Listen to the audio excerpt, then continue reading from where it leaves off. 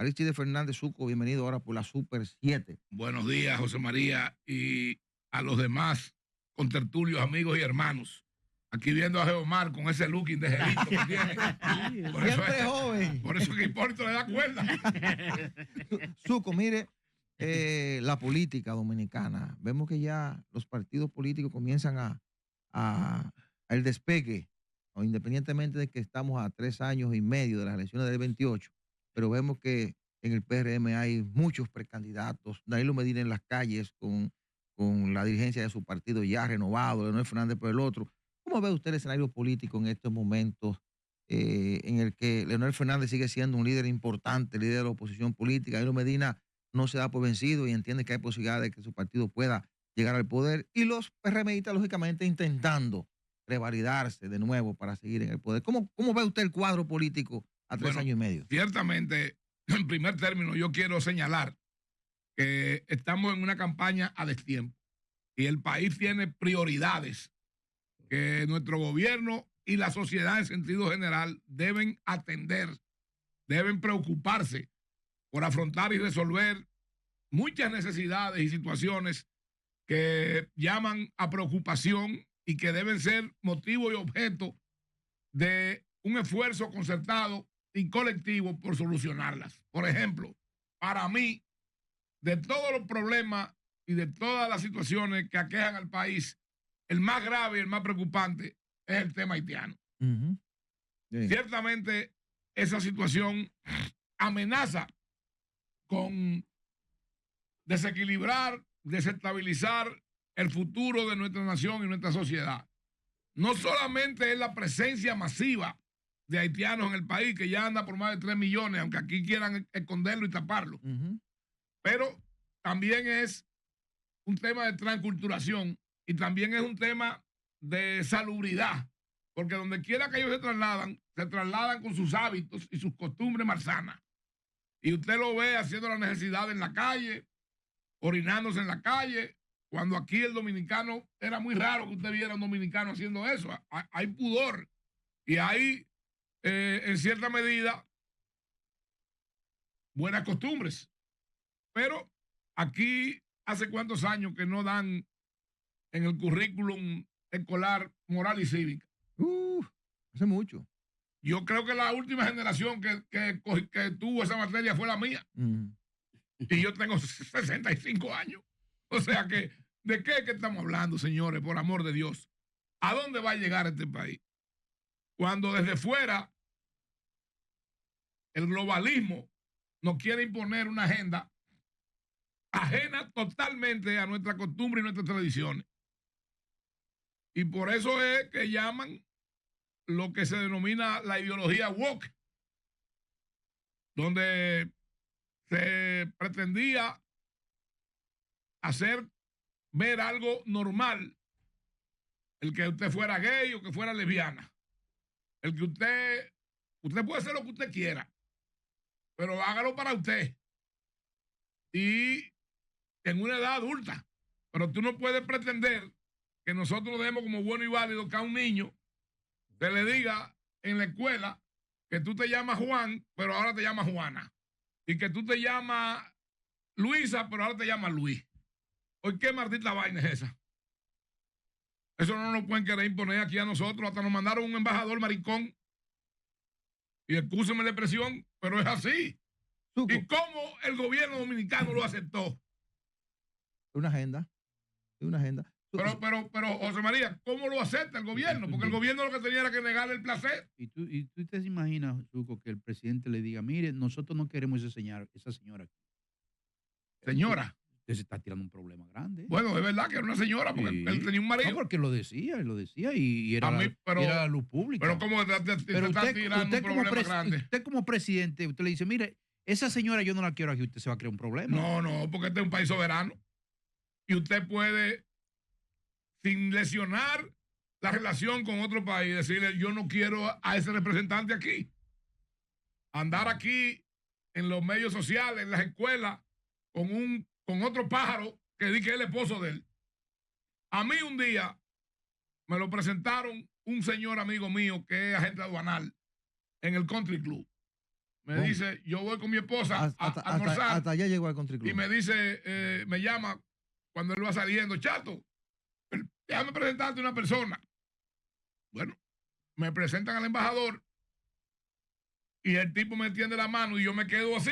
¿Cómo? ¿Usted le dejó la mano tendida? Espérate, mi mujer me agarra por el codo y me dice, Salúdalo. dale la mano. Yo le doy la mano. Cuando él me dice, conozca a mi esposo, Ay, papá. ahí sí no se la di, coño. ¿Y cómo cayó en el country él? ¿Cómo cayó en el Con country? ese hombre que lo invitó. No digo en country, ¿cómo cayó ahí? No, claro. pero entre los miembros selectivos Bueno, del country, pero ¿cómo es cayó? que aquí ¿Y qué dijo el esposo del Soto Walker cuando tú le dejaste la mano? nada, se quedó. Pues, ¿por qué tengo yo que darle la mano a un hombre que es esposo de otro, coño? Pero ven acá. Pero son dos adultos, Chato. No, ¿y qué? Que sean dos adultos. Y eso tú lo aceptas. O sea, para ti Pero está bien. En las familias hay situaciones de gente que son más correctas incluso que muchos otros que son heterosexuales. Pero lo primero que es incorrecto es que si usted es hombre, usted se supone que tiene una mujer. Sí. Porque aquí nacen hombres o mujeres. Aquí no hay un tercer género, como lo querían imponer la agenda de Biden y de la perversa esa de Kamala Harris. Lo que pasa es que aquí, José María me preguntaba que cómo lo aceptaron y cómo lo recibieron. Aquí lo que hay es un grupo de genuflexos y de personas que se pliegan a los intereses de los más poderosos. No tiene que ser un país, hasta una persona que tiene poder económico y que hace lo que le da la gana. Ahora, a que ustedes ninguno sabían, y es la segunda vez que lo voy a decir público, que en la administración de Antonio Almonte como ministro de Energía, el que suplía el carbón para la planta de Punta Catalina era el embajador norteamericano anterior. Ajá, Brewster. Brewster. ¿Y eso es posible? Él era el que tenía el contrato de suplir el carbón. No me diga. Investiguenlo.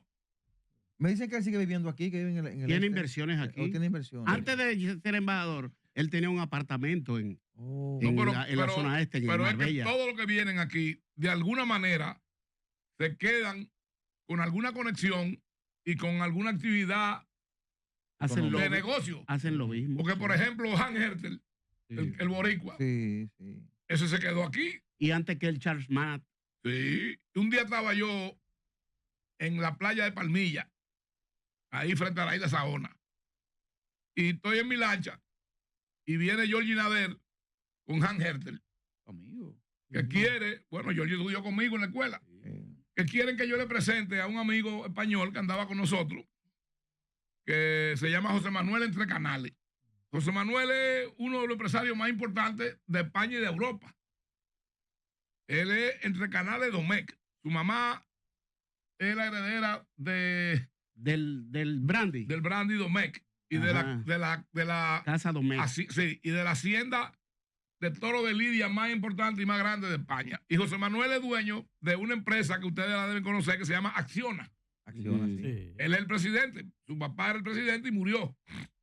Yo me conozco con José Manuel desde los años 80, cuando él estudiaba en la Universidad de Columbia, en New York, y yo había ido a hacer un año de inglés y de introducción a la universidad, como una preparatoria, en una universidad que se llama St. James, en el estado de Nueva York, específicamente eso quedaba en Queens. Y yo me juntaba con él porque él era roommate de un amigo mío que se llama Roberto Jiménez, Bobby, que es hijo de Don Milo Jiménez. Sí. Entonces, Compañeros de habitación eran. eran roommates, sí, Sí. dormían en la misma habitación. Y ahí lo conocimos y nos hicimos amigos. Después yo iba a España, él venía aquí. Resulta que él tiene un hermano con la misma condición que mi hijo, que tú lo conoces, Sí, claro. que es un niño con el síndrome de Down. Sí. Y él tiene un hermano. Y eso quizás también Sí. nos hizo que Los no- acercó. Sí. Y Hertel, yo lo oigo que le dice a Georgie, dile a Chato, para que este es un buen prospecto para nosotros. Bueno, pero ¿qué te digo? Hertel terminó siendo un advisor, un asesor de acción en España. ¿Cómo? Hábil. Sí. Hábil. José Manuel hizo la compra de una empresa que se llama Enel, italiana. Sí. la empresa de generación eléctrica más grande de Italia y gran parte de Europa. Así es. Y la Merkel le llevó una causa. La canciller Angela Merkel, Sí, de Alemania. Le llevó una causa en Bruselas y en Nueva York porque ella dijo que eso era una OPA. Ustedes saben lo que es una OPA, ¿no? Sí, sí. Sí. Para el que no lo conozca y tal vez no sabe lo que estamos hablando, una OPA es cuando una empresa adquiere otra, pero no mediante una licitación. Y donde hay accionistas que tal vez tienen el derecho de primero optar por comprarla. Entonces, él me pidió un día a mí, mira, yo tengo una reunión con el consejero delegado de Enel. Yo quiero que tú me acompañes. Digo, pero ¿y qué voy a hacer yo ahí? Me dice, no, yo quiero que tú oigas. Él sabía que yo era presidente de la Comisión Nacional de Energía aquí y que era miembro del comité ejecutivo de la Organización Latinoamericana de Energía, OLADE. Entonces, sabía que yo manejaba y conocía estos temas. Bueno, fuimos a la reunión. Cuando salimos de ahí, yo le digo, José Manuel, ¿y por qué ese señor te dice que ellos te van a vender, pero que él se tiene que quedar como presidente un periodo de tiempo? Si tú vas a comprar, lo lógico es que el presidente lo ponga tú, Claro. no el mismo que estaba. Eso me llama a suspicacia. Me dice, tú supieras que a mí eso me vino a la mente. Me tengo que reunir con el cuerpo del Consejo Legal de nosotros. Después vino el lío de la Merkel, porque habían unos alemanes que querían comprar esa empresa. Entonces, ¿a qué yo traigo esta colación? Esos embajadores, lo que vienen aquí es con el propósito de hacer negocio. De hacer negocio. Yo tengo un amigo y hermano mío que es muy amigo de Hertel. Él le decía Hansi, pues se llamaba Hans. Y se llama Miguel Cabral. ¿Lo conoce, Miguel? Miguel, sí. En Puerto Rico vive. Miguel. Empresario. Sí, un empresario. De parqueos, de American Parking es una empresa de ellos. Sí. Y él ellos eran muy amigos. Sí. Entonces, él se valió de Miguel para que me pidiera a mí que le hiciera un encuentro con José Manuel. Bueno, y tuve que invitarlo a mi casa a una reunión, una vaina. Y de ahí salió con un sueldo de 40,000 euros mensuales en la empresa. Qué bien eso. Aristide, siempre es un placer conversar. El gusto es mío, hermano. Contigo. Y tengo ese agradecimiento de siempre por lo que tú hiciste posible para mí en un momento determinado. Eso no merece la pena ni hablarlo. Pero siempre... Eso es producto de la amistad, hermano. Es de bien nacido ser agradecido. Bueno, es Aristide, verdad. tú estás hablando de agenda y de un comportamiento y ahora mismo estamos envueltos en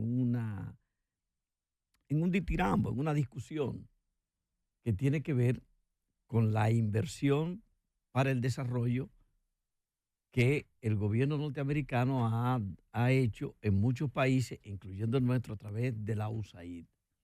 Y está en cuestionamiento precisamente el tema de esa inversión y lo que buscaba una parte de esa inversión en eso que tú llamas una agenda. Sí. En el medio de todo esto que tú estás narrando, que sucedió con embajadores aquí, está esa inversión que a través de participación ciudadana y de otras instituciones entregaba la USAID. Bueno, yo no le llamaría inversión. Yo entiendo que tú lo haces por tu experiencia y por la diplomacia que te impone el manejarte en los medios de comunicación. Pero a mi criterio, eso se llama sobornos. Soborno a algunos medios y periodistas con el propósito de distorsionar la realidad de lo que acontece a nivel mundial y de imponer agendas ajenas a la tradición y la costumbre de nuestros países. Y hay gente que está diciendo que es verdad o que es mentira. Yo no sé quién, ni voy a personalizar con el nombre a nadie, porque para algo estudié derecho. Y si yo no tengo la prueba, pues cómo voy a mencionar o a ponerle nombre y apellido. Lo que sí sé es que pasó. Y la prueba de que pasó es que la denuncia la hace el propio gobierno de los Estados Unidos. Pero también estamos viendo cómo en América Latina, en Europa, en Asia, el otro día oí a Víctor Orbán, el primer ministro de polaco, donde estaba diciendo en un medio de comunicación en la televisión que allá también la USAID había hecho diablura. Y así en España y en Venezuela y en Colombia. O sea, era parte de una agenda del Partido Demócrata que perseguía imponer su modo de pensar, de actuar, de visualizar el presente y el futuro del mundo. Y también parte de la agenda globalista. En la medida en que hay más personas homosexuales y lesbianas, hay menos hijos, hay menos gente. Y detrás de esto está también Soros. Y Soros ha dicho públicamente que hay que reducir la población mundial por temas que a su criterio tienen que ver con alimentación, con la disponibilidad de el agua potable. Pero eso lo planteó Henry Kissinger en el 74, en el informe Kissinger, hablando a propósito del uso de los recursos naturales en países como los nuestros para materia prima para el desarrollo de la industria estadounidense y el problema que pudiera acarrear en esos territorios el incremento de la población sin suplirle las necesidades como alimentos, agua y otras cosas que demandan. De salud. De todo. Pero Kissinger no tenía la ideología que tenían Obama o que tenían los Clinton o que tenía Biden. Kissinger era un hombre con una concepción más conservadora. Sí. Él no tenía la política, por ejemplo, de género. Ahora ya no se habla de la Agenda 2030, ahora se habla de la Agenda 2045. Y hay de nosotros, si vuelven los demócratas de nuevo, en un futuro, que así será. Porque en todos los países hay ciclos y hay periodos en que la sociedad, los electores, se deciden por escoger una corriente político-filosófica a través de líderes y de partidos, y con el tiempo esa rueda cambia y se inclinan a favor de otra ideología o de otro liderazgo. Pero esto que está pasando y que ustedes estaban hablando ahorita, mientras yo estaba ahí fuera, es inconcebible. ¿Cómo es posible que hayan personas que tienen 150, 200 años en la nómina del Estado norteamericano? Pensionados. Sí. ¿Y cuántos años dura una gente viva? Fraude. Pero explícame, a ver, por favor. ¿Por qué no lo detectaban eso, tú crees? La inteligencia artificial, porque no dejaban que rodara. Porque no era del interés de ellos. Y quién sabe qué funcionario se estaba quedando con lo que esa gente que se murieron cobraban. Porque ahí hoy sale un señor que tenía 30 años en la USAID y que fue a testimoniar al Congreso norteamericano, y el individuo denuncia y hace aclaraciones sobre situaciones que él vio y vivió ahí dentro, pero de las cuales él seguro participó, porque en 30 años ahí. Sí. Entonces, yo no entiendo, de verdad. Yo no entiendo.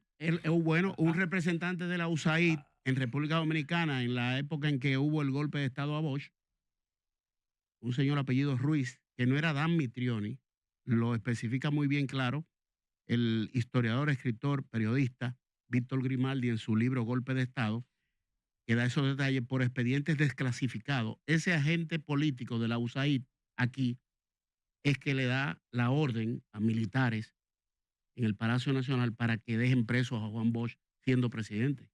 Entonces la USAID ha sido un brazo ejecutor de política mucha gente represiva. Probablemente no lo sabe.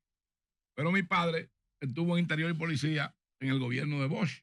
Sí. Había un señor que era el secretario titular, mi padre era el subsecretario administrativo. Ese señor enfermó de cáncer y Rómulo Betancourt se lo llevó a Venezuela para darle tratamiento y quedó mi papá como secretario interino de Interior y Policía.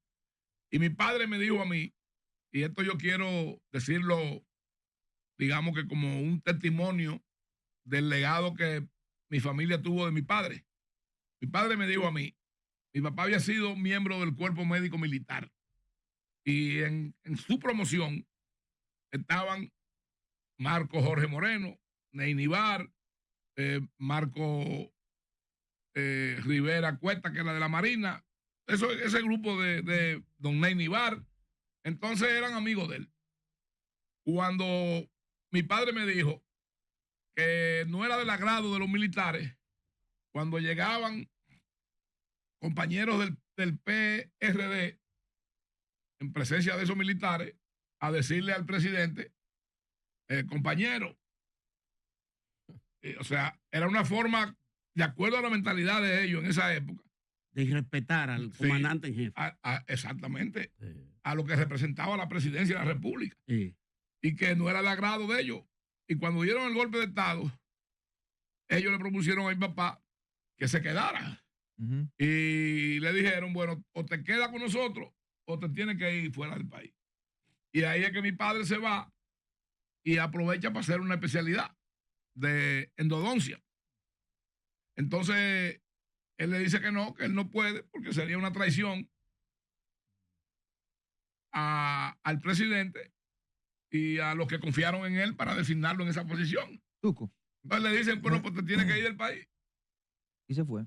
Se tuvo que ir con mi mamá y nosotros nos quedamos con mi tía. Se olvida un detalle. Nos quedamos con mi tía en San José de Ocoa.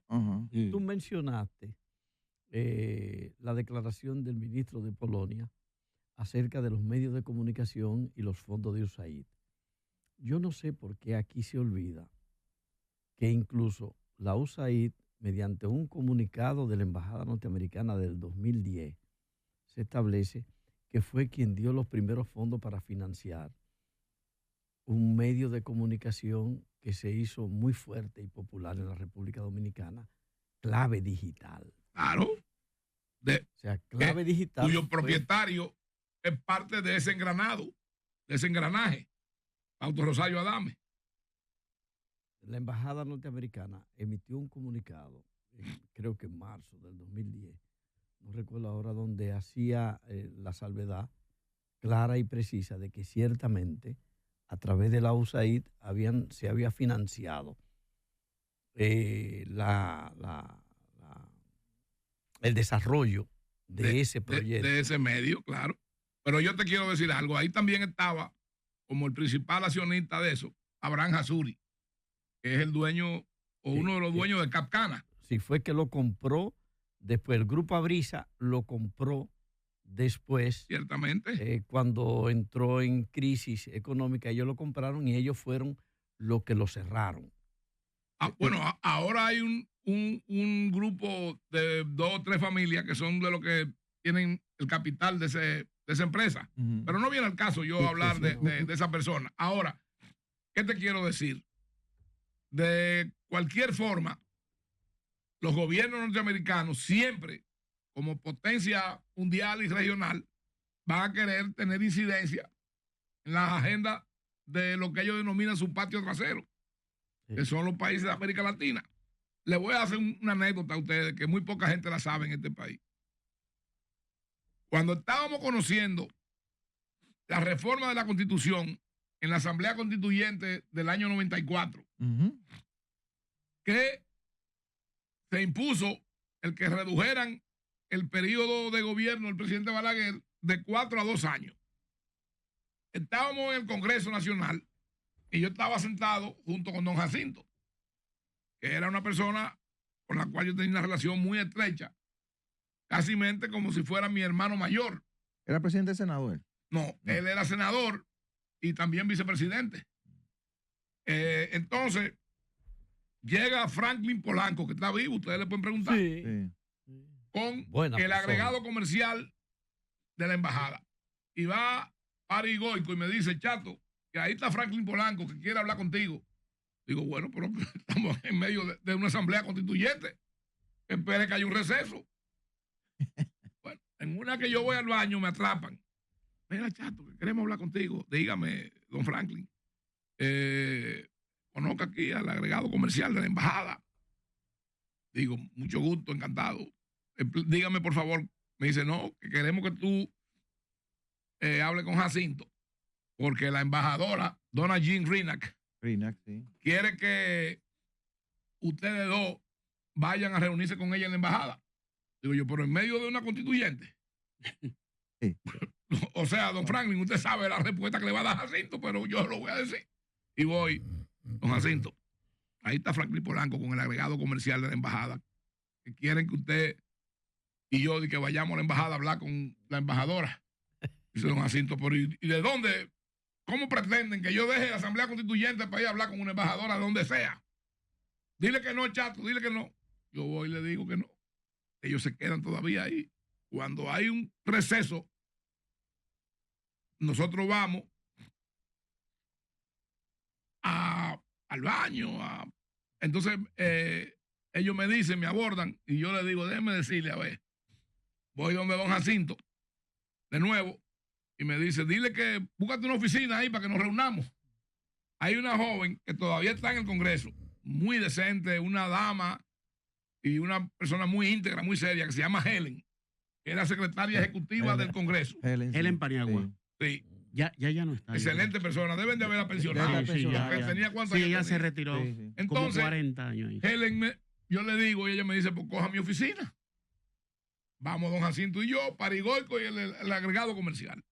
Y Parigoico le dice que si él puede hablar por teléfono con la embajadora. Y don Jacinto le dice, llámala. Y se la ponen. Se introducen y ella insiste en que quiere que nosotros vayamos a reunirnos con ella. ¿Y qué querían, chato? O ella quería que don Jacinto y yo, a través de la bancada de los senadores y los diputados reformistas, aprobáramos ese de propósito de quitarnos 2 años. ¿Cómo? Déjame contarte. Ay, Y don Jacinto, Lo que se logró. yo después. oigo lo que él está diciendo, pero no lo que ella le dice, porque por teléfono me están hablando. Pero era un pacto.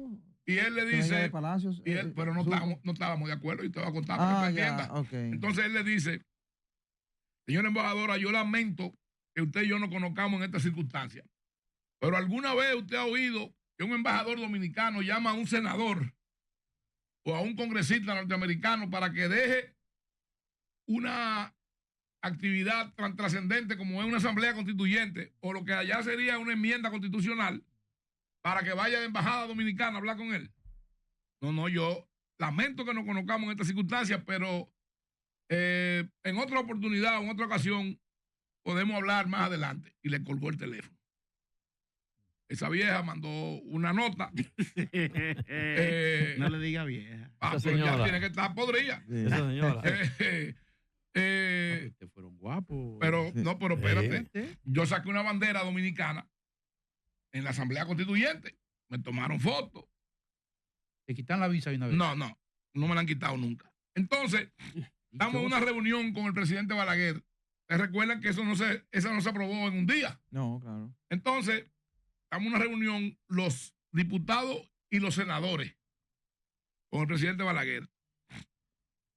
A él le habían dicho que yo encabezaba un movimiento, cuando eso nosotros teníamos de la juventud del partido, éramos 16 diputados, Sí.